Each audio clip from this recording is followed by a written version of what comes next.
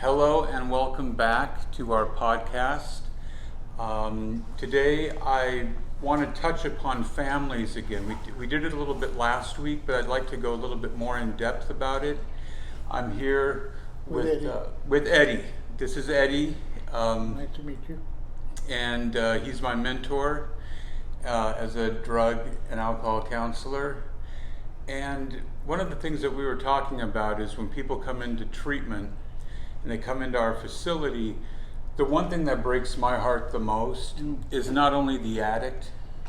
I mean, you see what they're going through, you see, the torment and the distress, but also what really breaks my heart is when you see the parents and the mother, the father come up and you see what they're going through, and it's really just, I want to be able to educate the parents more about this. And that's one thing I believe that you're right, and we lack that. I think, and I'm not sure that there's a lot of treatment centers that extend themselves that far aside of absolute control, where I've lived in this for the past 20 years.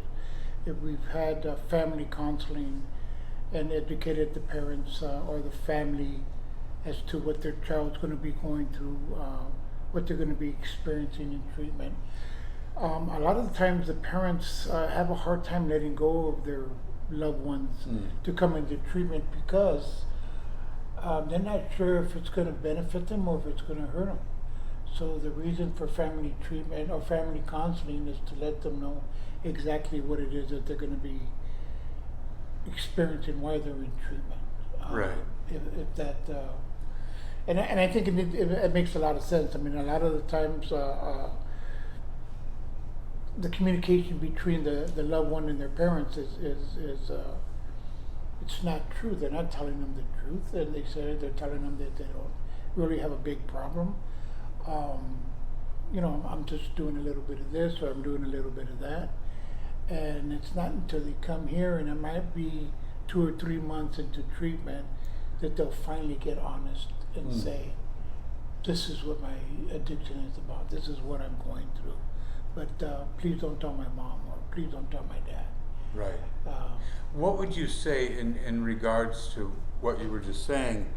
I'll get calls sometimes on the phone where it'll be a parent, a mother or father, and they'll say, I've noticed a change in my son's behavior. He's acting strange. He's isolating. I don't know what to do. When I ask him if there's something wrong, he always says there's nothing wrong. He stays in his bedroom, so I've started going through his drawers. Right. I've started going through his backpack. I don't know what to do. In a situation like that, and I'll be honest, when I was in my addiction, I wasn't going to run and tell my mother, oh, guess what, Mom? I just, did this, right? That's the last person you want to know. So what would you say? I suggest today, and I've come across that where, especially when we have children or kids that are 18 or under, or whatever age for that matter, if you're living under your parents' roof or somebody else's roof, is that you have the right to drug test them. If you're not hiding anything, do a drug test for me. Okay. Yeah, and you do an on-site test, and for the most part, if the individual says they don't want to test, then there's a problem. There's something wrong. Right. That's excellent. I mean, that's excellent advice. Right. And of course, the parent doesn't want the child to leave. So how many chances do they give them? 1, 2, 10, 20 chances. Because in the meantime, they're trying to blanket their addiction, not make it so obvious so that they don't be asked to test again. But no, they need to be blunt, they need to test.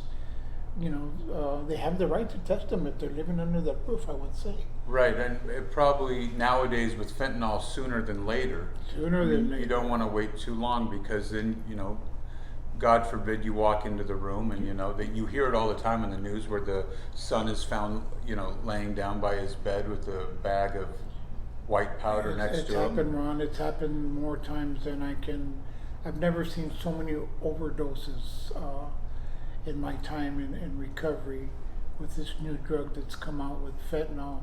I believe Susie was talking about it to last segment, where they're putting it into everything. I mean, I wouldn't be surprised if they're liquefying it now and they're putting it into, drinks or whatever the situation may be. So, no, they need to be tested immediately. They need to be pulled up and told, if you want to continue to live under this roof, you need to test. And as you just said that, in your years of being a drug and alcohol counselor, you've never seen so many overdoses and so many deaths. And how many years has that been? That's coming up 22 years next month, actually. Wow. So 22 years. 22 years. And I mean, back, I remember back in the days in my time of being an addict, you would maybe get an overdose once in a great while. But today it's every day. 2, Yeah. 3, 4, 5 a day.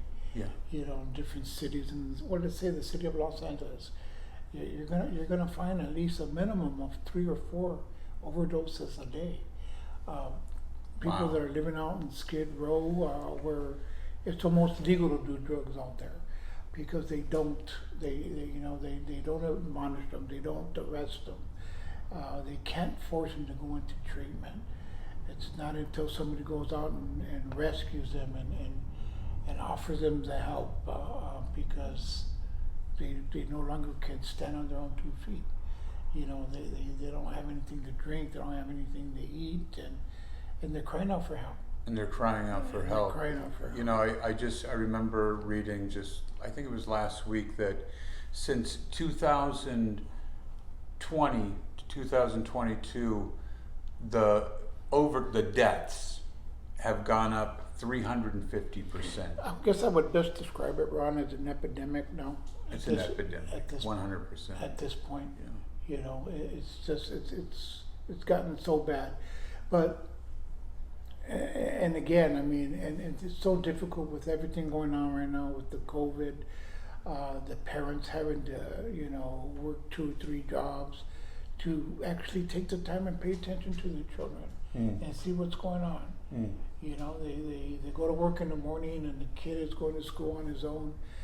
They come back and the kid's either not home or he's at work or she's at work, and so maybe they see each other on the weekend. So what are they doing unsupervised for that whole week? Right. And I think you hit it right on the head. I mean, I think testing sooner than later is the way to go.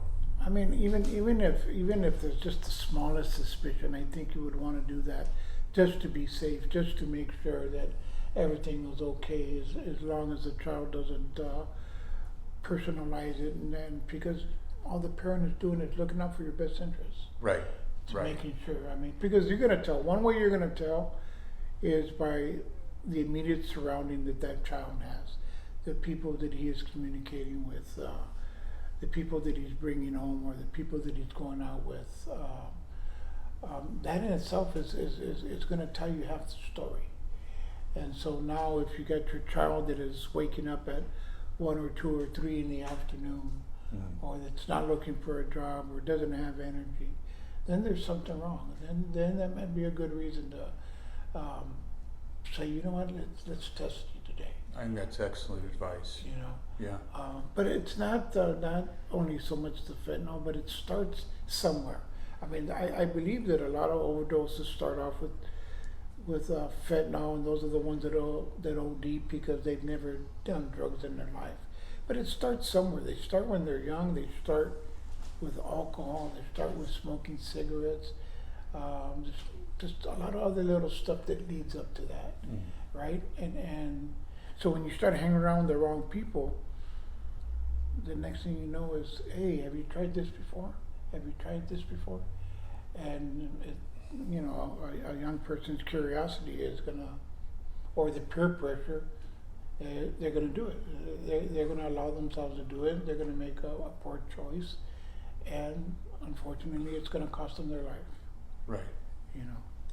And just like you said, I mean, it could start out with cigarettes, maybe move to weed, and they decide to take a Xanax somebody has, and that kills them, like you said, because they're putting it in everything. I mean, people don't go out, well, they do, but they don't necessarily go out looking for fentanyl, but It just happens to be that one time. No, I and think it's- they're gonna get it whether they ask for it or not.